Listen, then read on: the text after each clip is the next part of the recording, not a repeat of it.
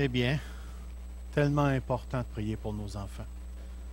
Vous êtes d'accord avec ça? Merci Patrice de nous avoir rappelé cette réalité-là.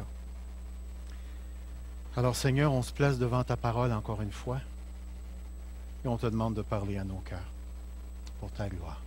Amen. Ce matin, nous allons terminer la série sur le royaume de Dieu.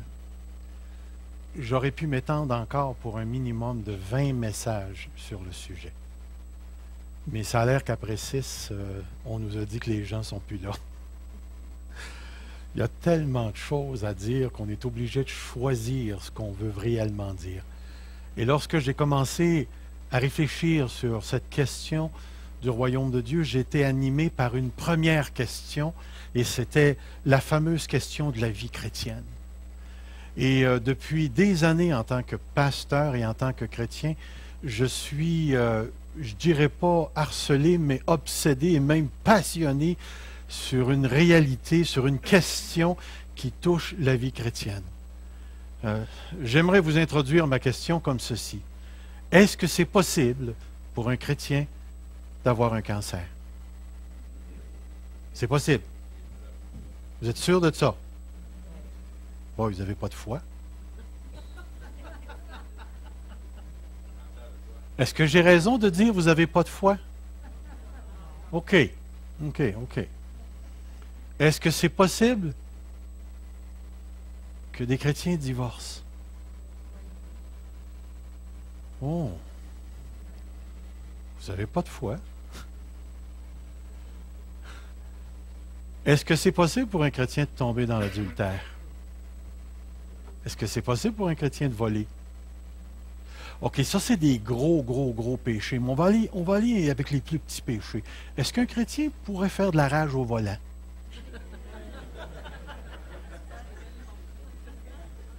Avez-vous déjà entendu un chrétien sacré?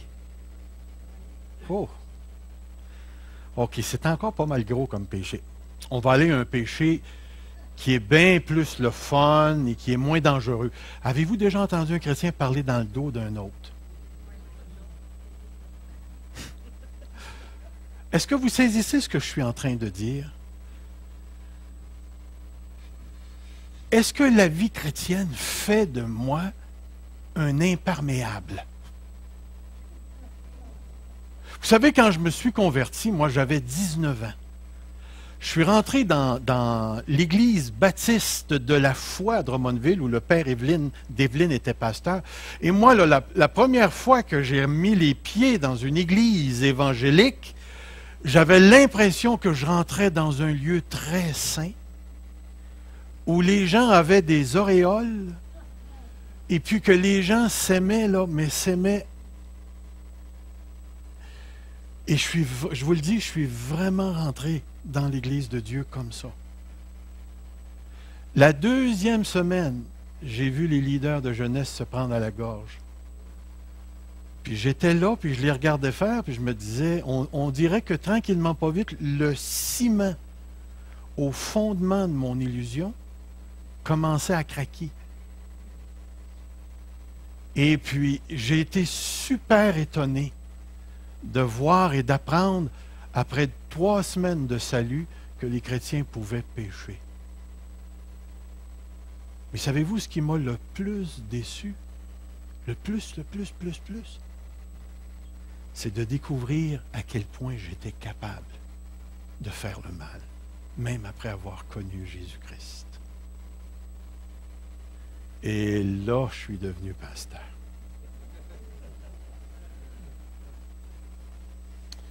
Mes amis, de l'homosexualité, de l'adultère, de l'inceste, du vol, dans l'Église, j'ai connu.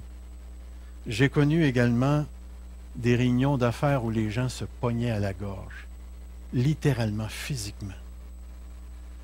J'ai connu des gens dans l'Église, je vous le dis, on se serait cru à la Chambre à Québec, où dans l'Église, on organisait des clans politiques pour être capable de défaire la motion que tel ancien voulait apporter. Or, c'était, à un moment donné, je me suis posé la question à savoir si réellement la vie du chrétien elle était différente que celle des inconvertis. Et à un certain moment donné, dans mon évolution personnelle, je suis tombé sur des textes de l'apôtre Paul qui ont mis en perspective des choses extraordinaires dans ma vie. Et je n'ai jamais, jamais, jamais cessé depuis ce temps-là de croire fermement que la vie chrétienne, telle qu'on la connaît présentement, elle est voulue par Dieu.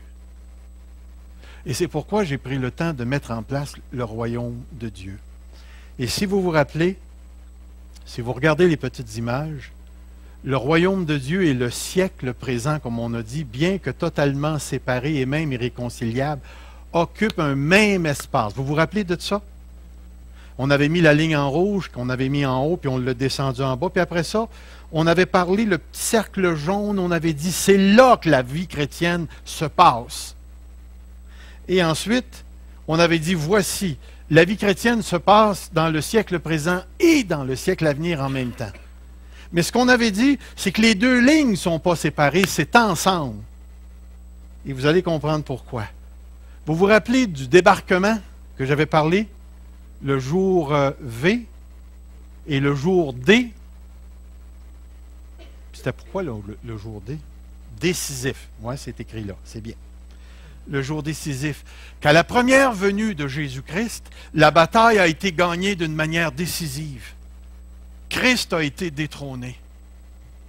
Et l'expiation, excusez-moi, Satan a été détrôné, Christ a eu la victoire. Il a traité la question du péché, il a traité la question de la mort par la résurrection. Il est monté s'asseoir auprès de Dieu sur le trône et il règne et tout pouvoir lui a été donné dans les cieux et sur la terre. Et tout ça s'est passé à la première venue de Jésus-Christ. L'homme fort a été attaché et lié et maintenant le royaume de Dieu progresse de plus en plus vers la fin. Et vous vous rappelez, les Juifs attendaient un gros kaboum qui n'est pas arrivé. Et là, Jésus a commencé à nous parler du royaume de Dieu, puis il a commencé à nous dire ceci. Le royaume de Dieu a commencé, mais il n'est pas encore arrivé totalement dans toute sa plénitude. Et à la deuxième venue de Jésus-Christ, il va y avoir le grand kaboum où tout le cosmos dans son entier va être complètement renouvelé. La parole de Dieu nous dit. Les nouveaux cieux, la nouvelle terre, la résurrection des corps, l'Église de Dieu qui va descendre dans un climat totalement spirituel où il n'y aura plus de soleil et ainsi de suite parce que notre Dieu sera notre présence, notre éclairage, notre lumière. Et tous les enfants de Dieu vont vivre dans une perfection qu'on est incapable de connaître en ce moment et dans un bien-être qu'on ne peut pas connaître ici encore. Et qu'on ne connaît que partiellement. Et si vous vous rappelez, je vous ai décrit ceci, que la vie chrétienne se joue entre la première venue et la deuxième venue de Jésus-Christ. Et d'un côté, nous avons reçu toutes les promesses de Dieu, les prémices, les arts, le sceau. On est assis dans les yeux, délivrés du siècle. On est dans le temps du salut. On est vivant en Christ. Nous sommes de nouvelles créations. Nous avons été incorporés en Christ. Nous sommes sous la grâce. Nous avons été délivrés de la chair et délivrés de la loi en Christ. Mais en même temps, tout ça se vit dans une création déchue, dans un corps déchu, une société en rébellion et une présence du diable constante qui travaille pour détruire l'Église. Et frères et sœurs, c'est là que ça se passe, la vie chrétienne. C'est là que ça se passe, la vie chrétienne. Et je voulais vous emmener jusque-là parce que je voulais parler de ce que je veux absolument vous parler ce matin. La manière dont vous comprenez la vie chrétienne va faire une énorme différence dans votre manière de vivre et au niveau du cœur et au niveau de ce que vous comprenez de la vie chrétienne. Et c'est pourquoi j'aimerais vous dire ceci. S'il y a un mot qui décrit très bien la vie de l'enfant de Dieu entre les deux venues du Seigneur Jésus, c'est le mot tension. Savez-vous ce que c'est qu'une tension? Ne cherchez pas longtemps, c'est ceci. C'est une situation hostile entre deux groupes de personnes, ou deux groupes ou deux personnes. On dirait qu'il décrit le mariage. Est-ce que c'est pas ça? On se marie, puis après ça, il y a une tension qui s'installe. Mais la vie chrétienne, c'est la même chose. Parce qu'on est dans le siècle présent, mauvais, où la mort, la chair, le péché dominent, et en même temps, nous sommes dans le siècle à venir, où nous avons la vie éternelle, nous avons reçu l'Esprit, et nous vivons par l'Esprit. Et nous avons reçu la promesse de Dieu. Et c'est dans ce contexte que le Seigneur Jésus affirme la vérité que nous sommes des nouvelles créations et que nous sommes déjà assis avec lui dans les cieux. Alors, j'aimerais ce matin vous parler de deux tensions qui caractérisent la vie chrétienne. La tension dans l'Écriture qui nous parle de ce que nous étions et de ce que nous sommes maintenant. Alors, la première tension se manifeste par le autrefois et le maintenant. Vous avez ici le maintenant, ce que nous sommes en Jésus-Christ, la ligne rouge. Et vous avez le autrefois qui est la ligne noire en bas. Et j'aimerais vous illustrer ceci en vous disant, si vous regardez le petit cercle, est-ce que vous pouvez voir si le cercle dépasse la croix d'un bord? Juste pour vous montrer, est-ce que vous le voyez? Il y a des gens qui s'imaginent, comment est-ce qu'on dirait ça? Les chrétiens charnels. On a une expression, chrétien charnel, qu'il y a une partie du chrétien qui est encore dans le monde, dans le siècle présent, puis il y a une partie de son âme qui est dans le Seigneur. Jamais la Bible nous présente une structure comme celle-ci. Nous sommes comme ça. Tous les enfants de Dieu qui sont sauvés par la grâce de Dieu, qui sont nés de nouveau, nous sommes totalement en Jésus-Christ. Est-ce que ça existe un chrétien qui est aux 3/4 en Jésus-Christ, puis 1/4 pas en Jésus-Christ? OK, peut-être mes proportions ne sont pas correctes. 2/3 en Jésus-Christ, puis 1/3 pas en Jésus. Est-ce que c'est possible pour moi d'avoir la moitié de ma personne en Jésus, puis l'autre moitié dans le monde? Le chrétien ne nous est jamais présenté de cette manière-là. Si vous vous rappelez à maintes reprises, je vous ai déjà expliqué que tu es soit dans le siècle présent, mort, dans la chair, vendu au péché, sous la condamnation, destiné à l'enfer, ou tu es soit dans l'esprit, tu es soit en Jésus, soit complètement pardonné, soit dans l'esprit, ayant l'esprit en toi, ayant reçu le sceau de l'esprit, la marque de l'esprit, étant né de nouveau, étant dans le royaume de Dieu. Mais tu ne peux pas être dans les deux en même temps. Mais regardez bien ce que je vais faire. Est-ce que c'est possible pour le chrétien de reproduire les comportements de ce qu'il était dans le passé? C'est possible pour un chrétien de continuer à mentir après être sauvé? C'est possible pour un chrétien de voler après avoir? C'est possible pour un chrétien de faire le mal? Est-ce qu'un chrétien doit faire ça? S'il le fait, qu'est-ce qu'il doit faire? Mais mon ami, il va-tu passer son temps à se repentir?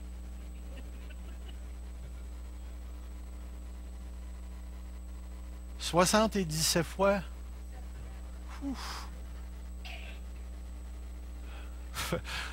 Comme dirait ma conscience, ça fait bien longtemps que tu as dépassé ça, toi. Est-ce que vous pouvez voir l'idée?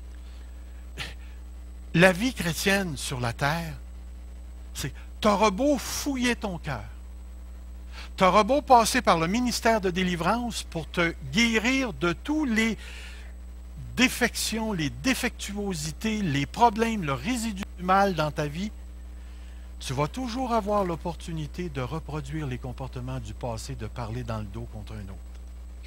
Tu vas toujours avoir l'opportunité d'être orgueilleux, de rechercher ton intérêt avant celui des autres, d'être gratteux au niveau de tes offrandes et tes dîmes. Tu vas toujours avoir l'opportunité d'aimer plus la pornographie que Dieu. Tu vas pouvoir convoiter dans le secret de ta pensée pour la simple raison que la vie chrétienne, ce n'est pas une vie insulée parce qu'on a reçu le Seigneur Jésus. Parce que nous sommes maintenant, l'autre fois a été réglé à la croix. Mais combien de fois l'apôtre Paul nous demande de réajuster notre vie à la lumière de la vie qu'il nous a donnée. Regardez, je vais mettre des textes devant vous. Regardez ce qui est écrit. Car lorsque nous étions où? Le verbe est-il passé, présent ou futur? OK. Qu'est-ce que ça sous-entend? OK. Lorsque nous étions dans la chair, les passions du péché provoquées par la loi agissaient dans nos membres, de sorte que nous portions des fruits pour la mort. Mais regardez-le, autrefois, mais maintenant. Mais maintenant, nous avons été dégagés de la loi, étant morts à cette loi sous laquelle nous étions retenus, de sorte que maintenant, nous quoi? Nous servons Dieu, un esprit nouveau. Nous ne sommes plus dans la chair. Puis vous savez que dans Romains chapitre 8, c'est marqué que la chair est inimitié contre Dieu et elle ne se soumet pas à Dieu. Mais nous ne sommes plus dans la chair, nous sommes maintenant des serviteurs de Dieu. Mais est-ce que ça veut dire que la chair ne viendra pas t'achaler? Mais quand on parle de la chair, il faut faire très, très, très attention ici. Parce que souvent, la chair, les gens s'imaginent que c'est une bébite psycho-émotionnelle que tu as à l'intérieur de toi. Tu as le chien blanc puis tu as le chien noir. Tu as deux natures. Jamais l'apôtre Paul a parlé de cette manière-là. Jamais, jamais, jamais. La chair, c'est toute l'humanité en dehors de Jésus-Christ qui vit pour le moment présent et les choses de la terre.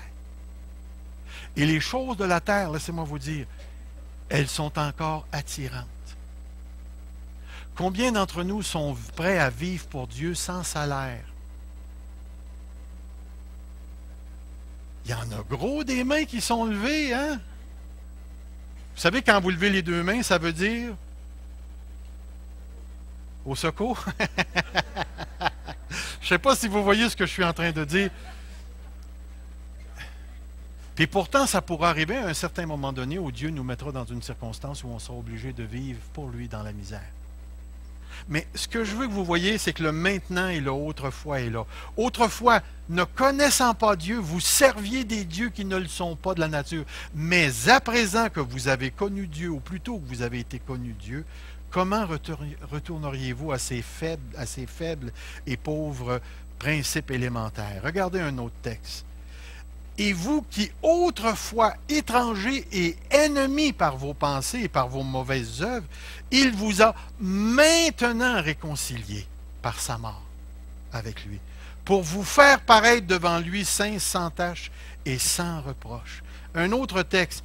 Car c'est à cause de ces choses que la colère de Dieu vient sur les fils de la rébellion, parmi lesquels vous marchiez autrefois. Vous n'êtes plus parmi les fils de la rébellion. Verset 8, mais maintenant, renoncez à toutes ces choses. Puis là, il nomme tout un paquet de choses. Verset 10, ayant revêtu l'homme nouveau. Nous ne sommes plus dans le vieil homme. Nous n'appartenons plus à l'Adam rebelle contre Dieu. Nous sommes dans le nouvel Adam et nous avons revêtu le nouvel Adam. Mais regardez ce que l'apôtre Paul va dire. Mais maintenant, renoncez à ces choses, la colère, l'animosité, la méchanceté. L'enfant de Dieu est encore coincé ici. Et l'exhortation de Paul, même si nous sommes dans le nouvel Adam, ces choses-là peuvent encore paraître dans nos vies. L'enfant de Dieu vit entre les deux premières, la première et la deuxième venue. Et à cause de ça, ce qu'il était dans le passé peut toujours revenir à la surface. Mais nous avons quelque chose de plus, nous avons l'Esprit.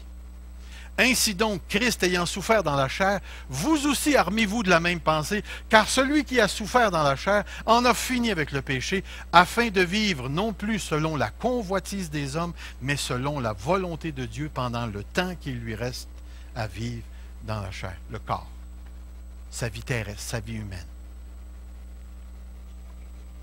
Voici donc ce que je dis et ce que je déclare dans le Seigneur. Vous ne devez plus marcher comme les païens. C'est clair? Vous ne devez... Pourquoi l'apôtre Paul donne-t-il une exhortation comme celle-là si on a l'Esprit de Dieu? Parce que c'est encore possible pour l'enfant de Dieu de marcher comme un païen. Vous avez juste à lire la lettre aux Corinthiens. Mais regardez ce qu'il va dire un petit peu plus bas. Mais vous, ce n'est pas ainsi que vous avez appris Christ. Si du moins vous l'avez entendu, et si conformément à la vérité qui est en Jésus, c'est en lui que vous avez été instruits à vous dépouiller par rapport à votre vie passée du vieil homme qui se comporte par les convoitises trompeuses et à être renouvelé dans l'esprit de votre intelligence et à revêtir l'homme nouveau créé selon Dieu dans une justice et une sainteté que produit la vérité. Frères et sœurs, si jamais tu rencontres un chrétien baveux, fais-toi-en pas. Je te dirai pas, c'est normal. Mais je peux te dire, son autre foi est présent. Si tu donnes le temps à l'esprit, le Seigneur va le transformer lui aussi. Si tu rencontres un chrétien dépressif qui n'arrive pas à s'accrocher à la foi, fais-toi-en pas. Le Seigneur le tient dans sa main. Son autre foi va éventuellement rencontrer son maintenant en Jésus-Christ. Et j'ai appris avec le temps que dans la vie chrétienne, il y a des gens qui vont se baser sur le fameux texte dans 2 Corinthiens 5, 17 qui dit « Celui qui est en Christ, il est une nouvelle créature. Voici, les choses anciennes sont passées. » Et là, ils font ce qu'on pourrait appeler une application psycho-émotionnelle de ce verset-là. Alors, le chrétien, il y a des affaires du passé qui remontent, puis ils vont lui dire « Non, non, non, non, non, non, non, non, non, non, non, ça, c'est des choses du passé. Ça ne devrait pas revenir dans ta vie, ça. » Mais comment ça se fait que ça revient? Écoutez, à l'âge de 40 ans, j'ai été délivré d'un lien avec mes parents. Puis j'ai été converti à 19 ans. Mais à 40 ans, Dieu m'a rencontré.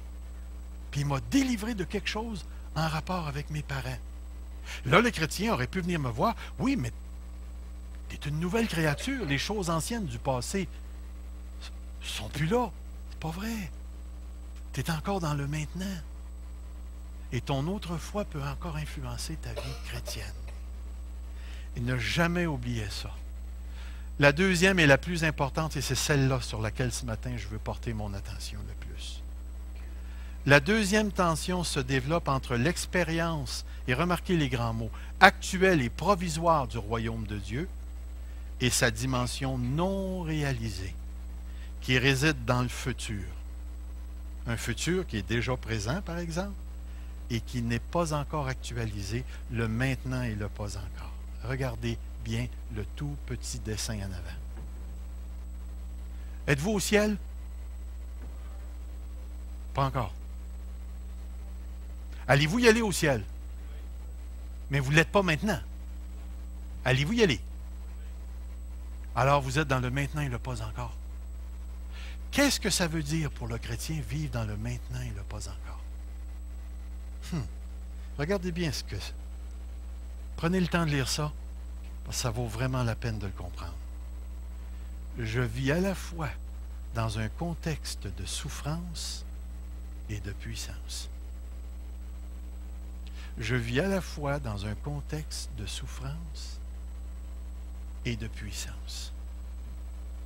Et c'est pourquoi ce matin, je veux vraiment prendre le temps de vous parler d'une fausse manière de voir la vie chrétienne.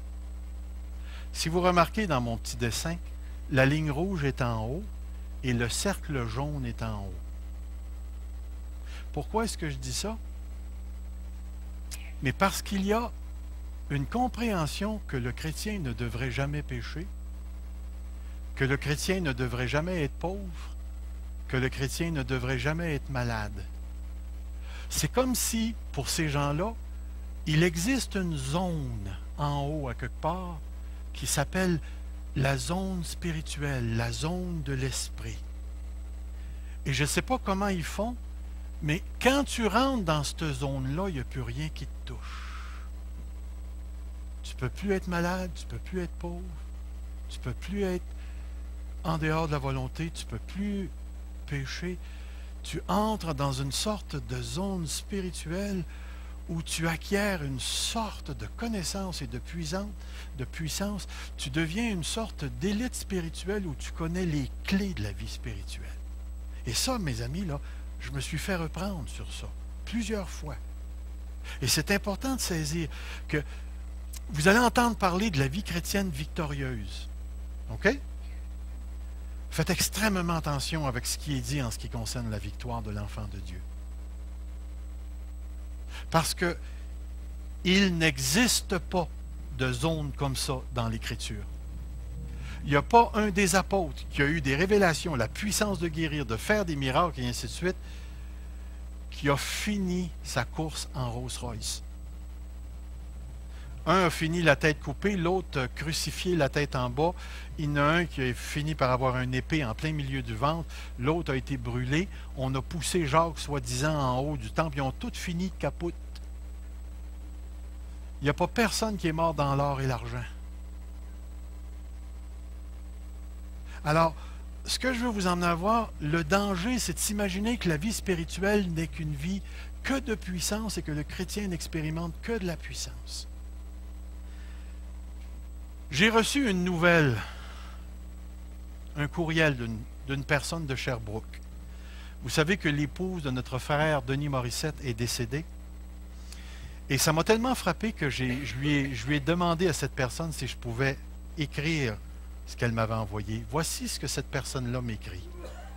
Oui, c'est triste en parlant de la mort. Il va y avoir toute une communauté qui ont prié, sûrement des gens qui ont prononcé des paroles genre « Elle va guérir, Dieu me l'a dit », puis on se retrouve encore à ne pas comprendre. Ensuite, on entend des « Dieu guérit, plaide le sang de Jésus ». Cette personne-là réagissait à ce fameux monde que je vous ai parlé tout à l'heure.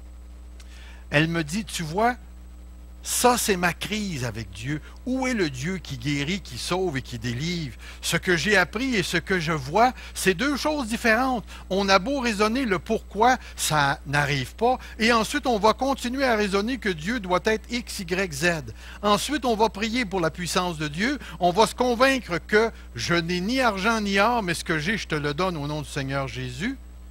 Sois guéri, mais Dieu agit-il réellement?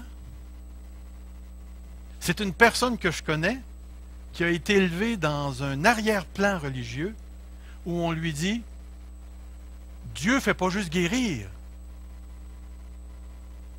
Il a pris sur lui, sur la croix, nos maladies. Et maintenant, on ne devrait plus être malade. » Et là, cette personne-là raisonne. Et voici ce que je lui dis. Je comprends bien que ce que tu écris, à cause d'une certaine théologie de la délivrance qui remplace au bout du compte la volonté de Dieu par une sorte de foi magique contrôlée par l'être humain. Nous sommes placés dans de telles situations. Dans tous les exemples de pensée que tu donnes, parce qu'elle a écrit beaucoup plus, cette personne-là, personne n'a demandé à Dieu ce que lui voulait, s'il voulait la guérir ou non. Tous ont présumé que Dieu guérirait. Tous ont présupposé que Dieu devait la guérir. Nous avons ici un exemple flagrant de cette faiblesse d'une telle théologie, c'est-à-dire un ensemble de croyances qui ne cadrent pas avec la parole de Dieu et qui place Dieu à la merci de la volonté humaine. Dieu est obligé d'agir selon ma foi. Voilà ce que dit cette théologie. Toutefois, ce qui est encore le plus malheureux, c'est que cet ensemble de croyances place le croyant dans des situations de grande déception qui peuvent affecter l'efficacité de la vraie foi. En effet, une foi qui est devant un miracle voulu, mais non réalisé, se remplit de déception et de tristesse. Elle finit par perdre son efficacité devant la souffrance, le péché et le diable. Éventuellement, elle ne résiste plus, elle rend les armes, ayant été affaiblie par la déception qui provient de l'erreur. Devons-nous croire au miracle? Certainement. Devons-nous croire que Dieu guérit encore aujourd'hui? Il le faut, la Bible le dit. Toutefois, il ne faut pas oublier que nous sommes dans le maintenant et le pas encore. Avons-nous le courage d'accepter aussi que Dieu possède également l'autorité et le pouvoir de ne pas guérir, si tel est le bon plaisir de sa volonté?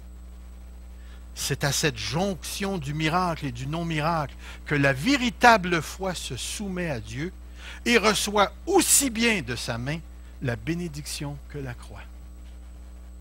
J'espère que ces paroles ont encouragé cette personne. Mais pourquoi est-ce que je vous dis ça? C'est parce que le danger pour nous, les enfants de Dieu, c'est d'éliminer toute la question de la souffrance. Parce qu'on a une soif de la bénédiction et de la guérison. Regardez certains textes. J'ai jamais entendu prêcher sur ce texte-là à venir jusqu'ici. Lorsque Moïse ne veut pas aller devant le Pharaon, voici ce que l'Éternel lui dit. Moïse, il se plaint qu'il bégait. Et l'Éternel lui dit, qui a fait la bouche de l'homme? Qui rend muet, sourd, voyant, aveugle?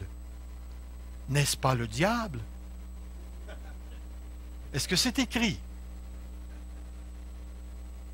Et pourtant, c'est un texte de la parole de Dieu. Laissez-moi vous lire un autre texte. Car il vaut mieux souffrir, si telle est la volonté de Dieu, en faisant le bien qu'en faisant le mal. Est-ce que c'est possible que Dieu veuille la souffrance? Ouf. Or, si nous sommes enfants, nous sommes aussi héritiers de Dieu, co-héritiers avec Christ, si toutefois nous souffrons avec lui. Matthieu. Alors Jésus dit à ses disciples, si quelqu'un veut venir après moi, qu'il renonce à lui-même et qu'il se charge de sa croix en bois.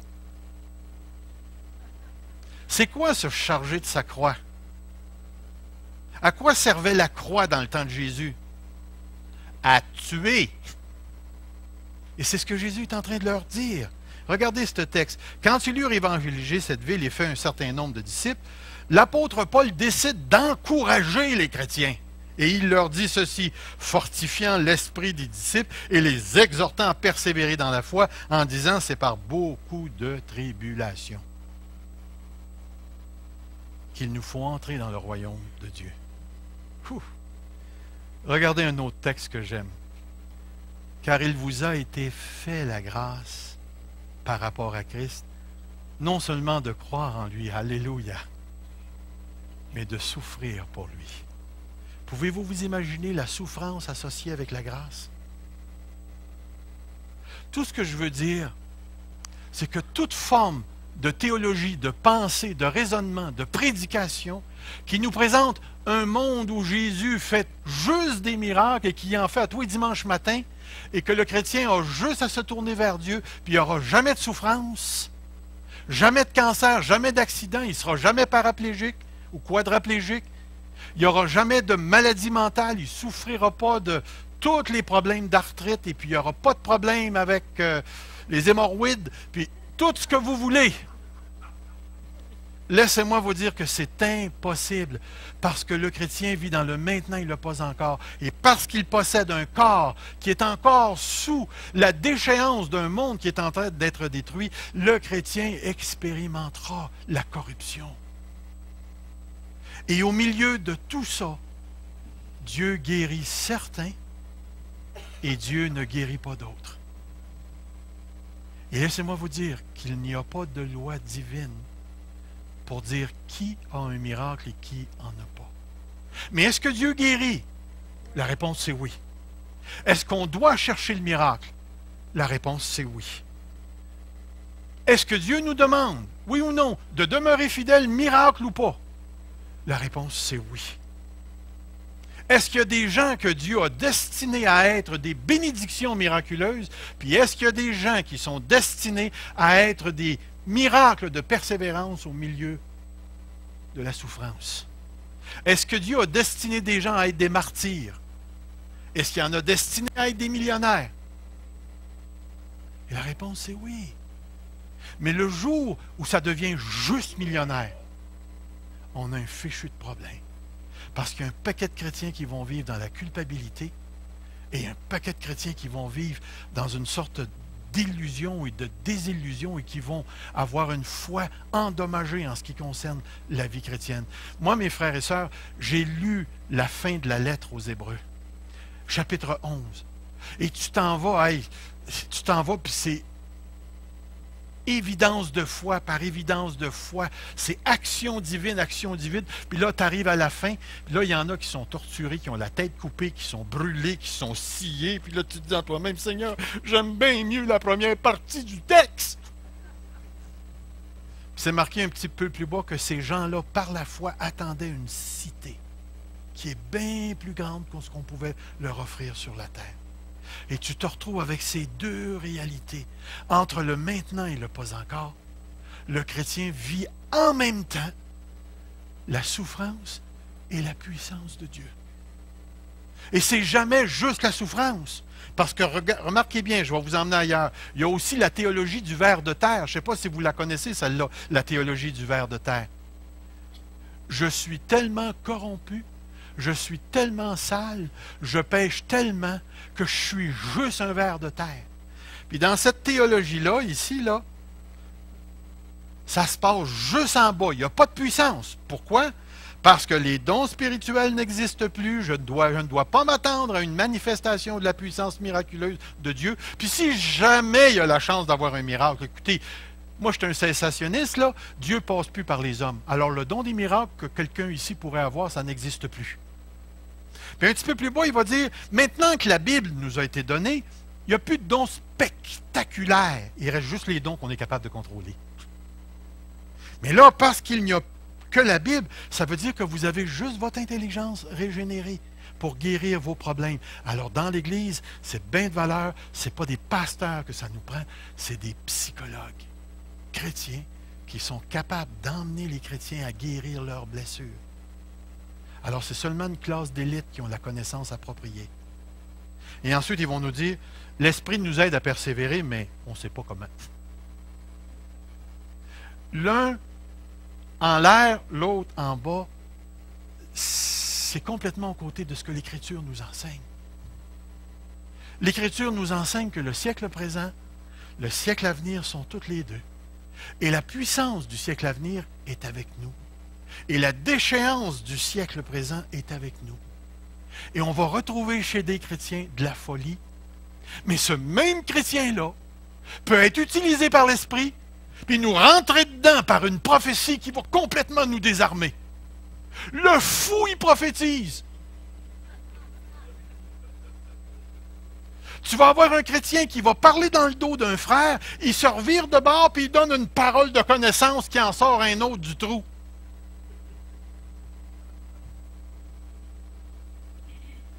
Je pense que c'est Gilles qui m'avait parlé d'un soi-disant gars qui faisait de la prédication. Puis il guérissait des gens, puis il allait en arrière de la scène, puis là il remontait, il était spirituel et spiritueux. Puis l'Esprit passait par lui. Voyez-vous, frères et sœurs, si on commence à mettre des critères de sainteté, de ci, puis de ça, puis de ci, puis de ça, puis de ci, vous allez vous ramasser avec un pape en haut. Là, le gars, il va être tout seul, avec ses critères. On va tout être en bas en train de regarder. La vie chrétienne, c'est pas ça. Il y a chez moi. Puis s'il y en a chez moi, il y en a chez vous. De la folie et la présence du Saint-Esprit. Ce merveilleux beau corps-là que vous voyez ce matin, il est en train à la fois de passer à travers la déchéance et la chose extraordinaire, c'est qu'il aspire à quelque chose qui est plus grand que lui. La résurrection d'entre les morts. Et en dedans, il y a de l'intelligence en dedans, juste ici. C'est vrai qu'il y en a, hein, chérie? Il y a de l'intelligence en dedans. Mais mon ami, je te dis, quand ça part sur le bord de la folie, cette affaire-là, c'est effrayant ce qui peut sortir. Et pourtant, tu vas retrouver dans mon cœur un amour pour Dieu. Je désire Dieu. Mais en même temps, je vais me revirer de bord, puis le gars qui va me couper, je vais être obligé de courir après mes mots pour les rattraper. Il y a, frères et sœurs, la réalité de la vie chrétienne, c'est que je vis dans la souffrance et que je vis dans la puissance de Dieu. Les deux. Et que je ne peux pas passer aux côtés. Et les dieux se vivent là. Et très très vite, pour terminer, je vais mettre devant vous d'autres dualités. Souffrance, puissance, regardez celle-là ici. L'esprit et les démons. Il y a un démon qui t'attend quelque part pour te faire tomber. Mais l'Esprit de Dieu est présent pour te relever et te diriger et te protéger. La vie en Christ, tu ne peux pas la vivre ailleurs que dans le monde. C'est là qu'il faut que tu la vives, parce que c'est là que Dieu te veut. La sainteté et le résidu du péché, les deux sont en toi. La bénédiction, l'épreuve, tu vas vivre les deux. L'espérance et la réalité d'une création déchue. Puis remarquez bien la dernière, le miracle et le non-miracle. Et au milieu de tout ça, tu vas te retrouver dans une grande bataille. Je vais le passer vite, vite, parce que ce n'est pas vraiment ce que je veux mettre devant toi. C'est ceci que je veux mettre devant toi. La réalité de la vie chrétienne, c'est que tu es habité par l'Esprit. Et parce que l'Esprit est en toi, tu as les dons de l'Esprit, la vie éternelle, l'espérance future, la réalité de l'Église, la protection, la puissance de Dieu dans la faiblesse. Mais en même temps, tu as tout un paquet de démons, la vanité de la création, le péché, la mort, la chair, le monde, qui sont la réalité. Et tout ça, c'est en tension. C'est là. Et tu vis dans ça. Et il n'y a pas un chrétien qui vit en dehors de ça. Entre le maintenant et le pas encore, frères et sœurs, nous vivons dans une tension où la réalité de la vie chrétienne, c'est l'affrontement du royaume de Dieu et du royaume du diable. Et moi, je suis coincé entre les deux. La seule façon de sortir de ce contexte, c'est par la mort physique ou le retour de Jésus-Christ. Alors oui, frères et sœurs, l'Église va continuer de décevoir. Vous allez rencontrer des chrétiens avec toutes sortes de mensonges dans leur vie. Mais vous allez rencontrer les mêmes chrétiens à certains moments donnés avec une puissance qui ne vient pas d'eux, qui vient de la puissance de Dieu. Tout ce que je veux vous dire ce matin, c'est que l'enfant de Dieu vit dans la vérité et dans la contradiction en même temps. Que je vis dans l'esprit et que je vis dans le monde. Et à cause de ça, des fois j'ai l'impression que je suis un schizophrène. Je suis en train de perdre la boule. Mais la réalité, c'est que c'est là que ma vie chrétienne se passe. Et si je voulais étirer les implications, je pourrais vous dire beaucoup de choses. Durant le temps qu'on va être sur cette terre, vous allez vivre l'injustice et la bénédiction. Vous allez vivre la traîtrise et vous allez vivre l'honnêteté. Nous allons rencontrer des situations où la puissance de Dieu va rencontrer la puissance du diable. Et c'est pourquoi, frères et sœurs, dans le royaume de Dieu actuel, le royaume du diable n'a pas été complètement éradiqué. Dans le maintenant et le pas encore, vous avez un enfant de Dieu qui est encore coincé entre l'esprit, le monde à venir et le règne présent qui s'en va vers sa fin. Quand vous me rencontrerez et que vous me verrez dans ma folie, soyez patient à mon égard, parce que moi, je vais tenter de l'être à l'égard de la vôtre. Est-ce que vous saisissez ce que je suis en train de dire? Il existe une tension dans la vie chrétienne qui est inévitable. Inévitable. C'est pour ça que les églises ne peuvent pas travailler ensemble. Il y a trop de pasteurs orgueilleux. C'est pour ça que les églises ne peuvent pas mettre leurs ressources ensemble. Il y a trop de gens qui veulent être vedettes. C'est pour ça que les chrétiens ne peuvent pas travailler ensemble. On n'a pas tous le même appel. Ce qu'on veut dire en réalité, c'est que mon appel fait en sorte que la tienne n'a pas d'importance. Voyez-vous ce que je suis en train de dire? Tant qu'on va être sur cette terre, soyez pas déçus par la faiblesse et la déchéance dans votre personne. Soyez pas impressionnés par ça. Soyez impressionnés par la présence de la puissance de Dieu. Mais laissez-vous pas abattre parce qu'un frère est tombé dans la dépression ou qu'un frère a eu un accident d'automobile et ses 3 enfants sont devenus paraplégiques. C'est arrivé à un frère à Sherbrooke. Et il est encore dans la foi. Il n'a pas péché plus que moi. Moi, je devrais, si on va par le péché, je ne devrais même plus avoir de nombril. Je ne sais pas si vous voyez. Alors, étonnez-vous pas, frère, si vous rencontrez, puis vous rencontrez, puis vous rencontrez des murs. La réalité, c'est qu'on est là. À un moment donné, ça va disparaître. Alors que Dieu nous donne la sagesse de se comprendre ici-bas sur cette terre, de réaliser qui nous sommes et surtout de prendre conscience où nous sommes. Dans le précieux nom de Jésus. Amen. Que le Seigneur vous bénisse.